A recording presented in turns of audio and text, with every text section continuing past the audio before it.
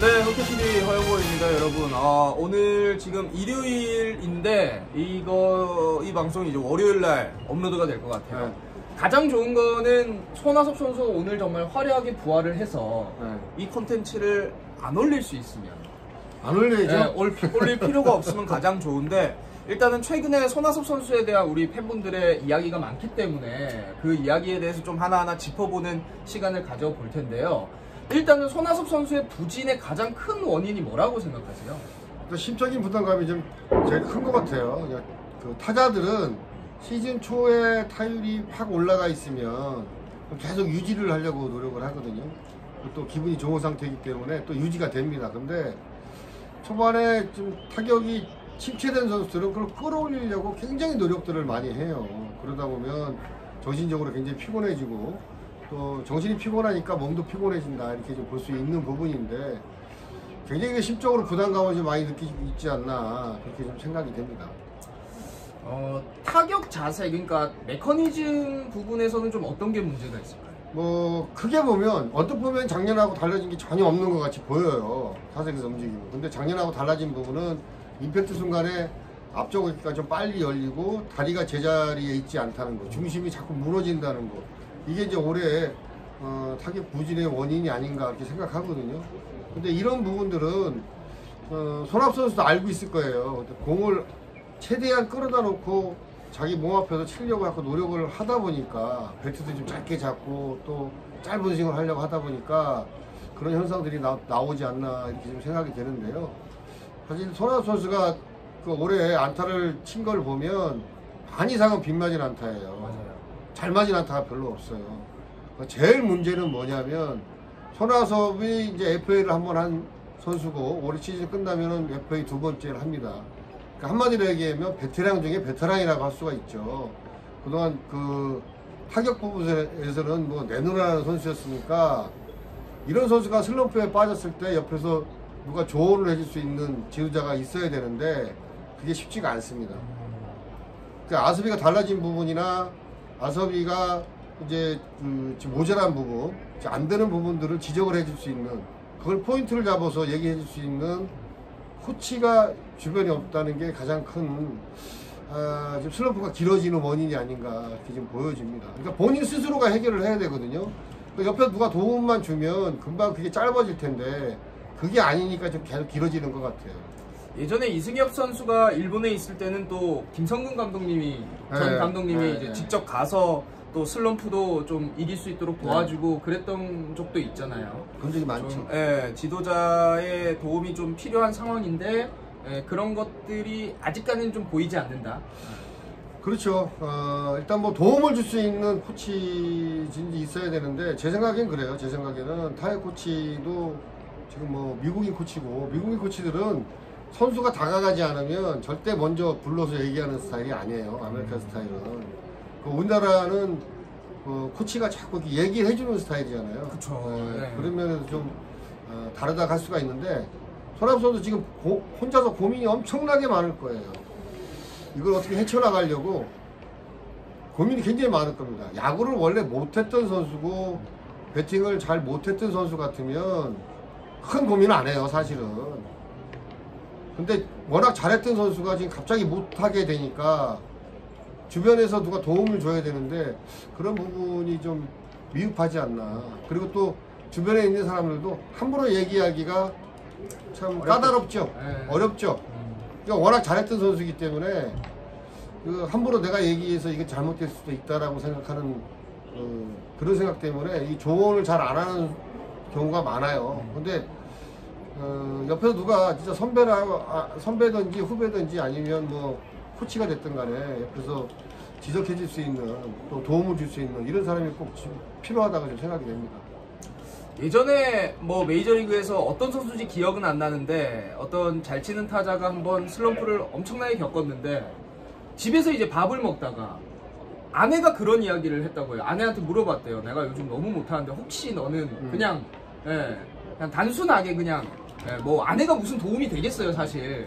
혹시 너는 뭐가 내가 안 좋아서 그런 거 같냐 물어보니까 뭐 난 그런 건 잘 모르겠고, 근데 항상 이제 똑같은 자리에 앉는데 예전에는 당신의 등번호가 다 보였었는데 요즘에는 내가 앉은 자리에서 당신의 등번호가 안 보인다. 아, 그거는 이제 이런 이야기를 또 했다는 일화도 있더라고요. 굉장히 큰 얘기예요. 그러니까 그 모습이 달라졌다는 얘기잖아요. 그러니까요. 모습이 달라졌다는 얘기를 전문가가 아니니까 그 와이프가 그런 얘기를 못했겠지만 그 얘기를 듣는 선수는 아, 내가 모습이 달라졌구나 하는 걸 느끼게 되는 거거든요.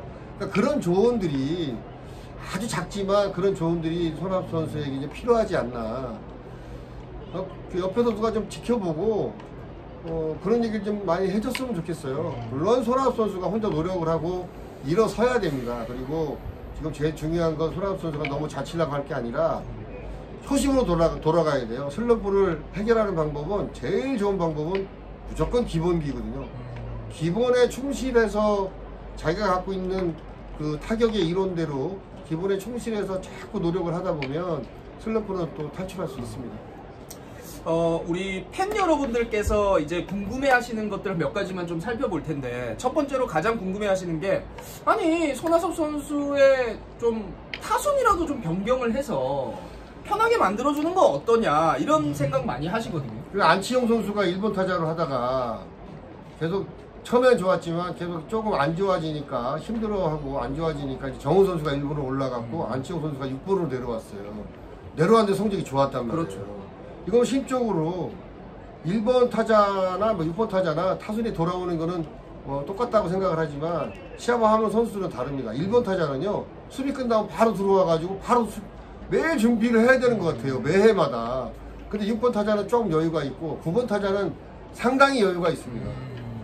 선수 입장에서 그렇거든요. 그래서 손아섭 선수가 이제 심적으로 지금 굉장히 힘들어하면 될 수 있으면 한 타석을 덜 들어가더라도 마음의 부담을 가지지 않는 타순을 좀 조정하는 게 어떠냐라는 얘기를 주변에서 많이들 하죠. 위원님도 좀 어느 정도는 동의를 하시는 건가요? 네, 저도 어느 정도 동의를 합니다. 그래서 이제 심적으로, 멘탈적으로 좀 편해진 상태에서 9번 타자는 1번 타자부터 8번 타자가 그 투수를 상대할 때 다 보잖아요.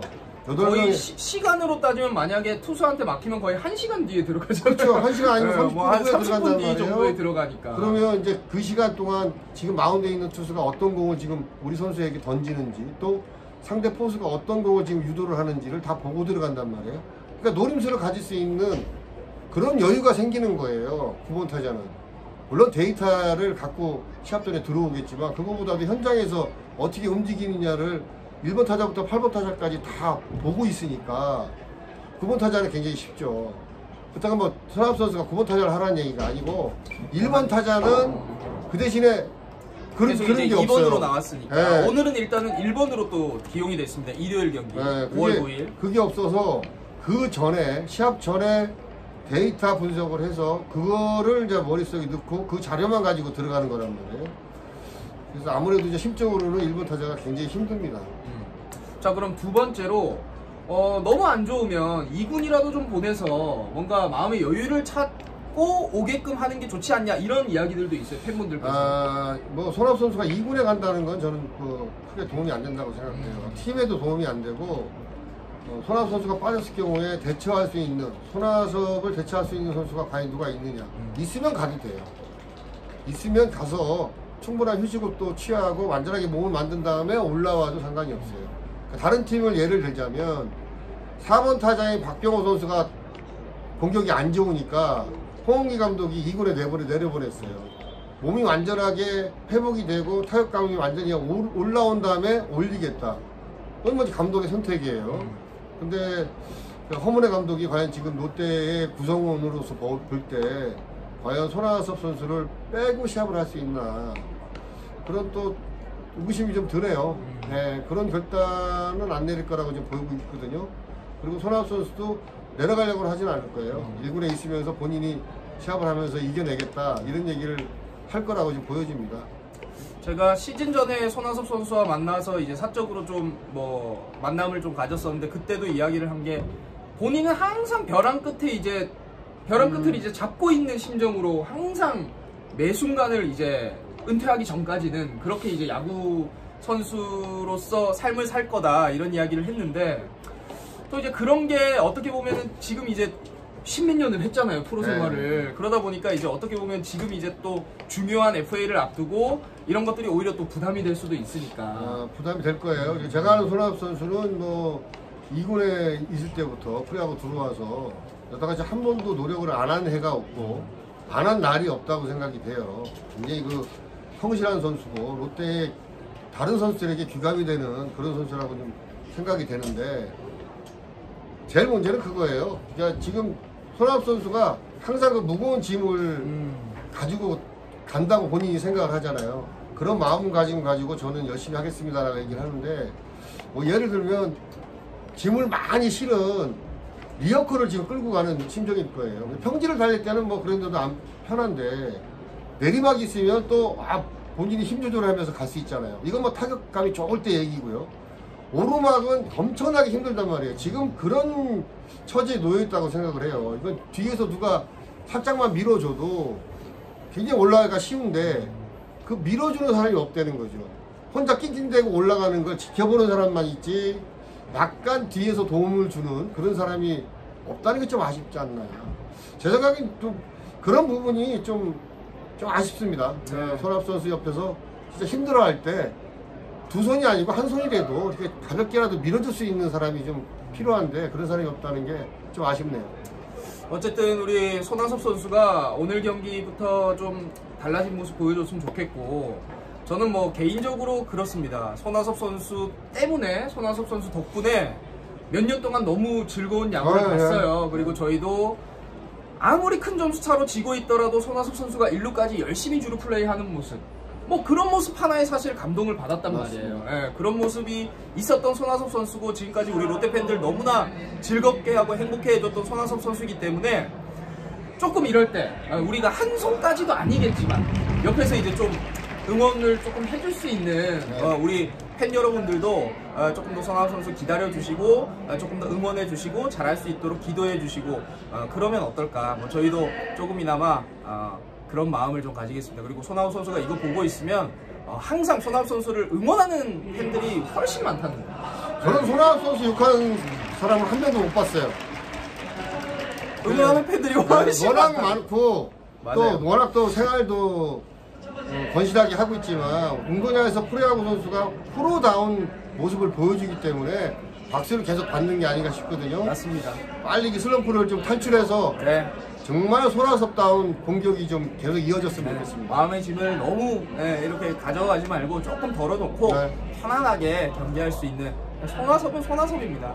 손아섭은 롯데의 정말 귀중한 존재고 보물 같은 존재니까 꼭 다시 일어날 수 있도록 기도하겠습니다. 여러분 감사합니다. 구독과 좋아요 부탁드리겠습니다.